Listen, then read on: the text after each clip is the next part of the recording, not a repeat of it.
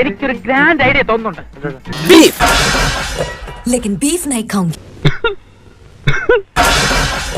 लेकिन बीफ नहीं खाऊंगी 450 കിലോ ഉള്ള ബീഫും മേടിച്ച് സ്വയം ഇവിടെ നമുക്ക് തന്നെ തിന്നാ തീരില്ല 1 കിലോ ബീഫ്. അപ്പോഴാണ് വേറൊരാളെ വാര് കുത്തിത്തിരിക്കാൻ വേണ്ടി നിൽക്കുന്നത്. ഇതിനൊക്കെ എന്താ വേണ്ടെന്നറിയോ? അവന്റെ മുഖം പിടിച്ചിട്ട് തേക്കാത്ത ചുമരും അങ്ങടും ഇങ്ങടും ഇട്ടങ്ങോട്ട് എന്തുവാ വാസുണ്ണ ഇതൊക്കെ?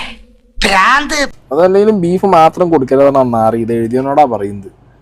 പൊറാട്ടയിലും മിക്സ് ചെയ്ത് കൊടുക്കണം, അതാണ് ആ കുട്ടി കഴിക്കാൻ. ഈ പൊറോട്ടയും ബീഫ് റോസ്റ്റ് എന്ന് പറഞ്ഞാൽ ഞങ്ങൾ മലയാളികൾക്ക് അത് വെറും ഒരു ഭക്ഷണമല്ല, ഒരു വികാരമാണ്. ചേട്ടന് ഇതിനെപ്പറ്റി വലിയ ധാരണയില്ലല്ലേ? ഇത്രയും വർഗീയത കുത്തി നിറച്ചൊരു ഐറ്റത്തിന് സെൻസർ ബോർഡ് എങ്ങനെയേ UA16+ സർട്ടിഫിക്കറ്റ് കൊടുത്തു എന്നുള്ളതിനെ കുറിച്ച് എനിക്കൊരു ഐഡിയ ഇല്ല. ഞങ്ങളൊന്നും കാണുന്നുമില്ല, കേൾക്കുന്നുമില്ല. ഞങ്ങൾ ബദിരനും മൂകനുമാണ്. लेकिन बीफ नहीं खाऊंगी ഇൻസ്പയർഡ് ബൈ മെനി ട്രൂ ഇവന്റ്സോ? എന്താണോ ഈ ട്രൂ ഇവന്റ്സ്? ഇതിൽ കാണിക്കുന്നതൊക്കെ ട്രൂ ആണോ?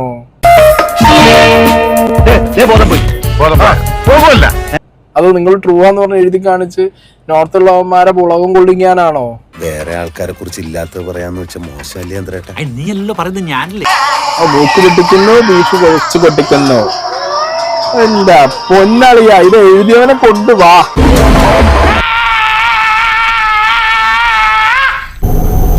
മതിയോ?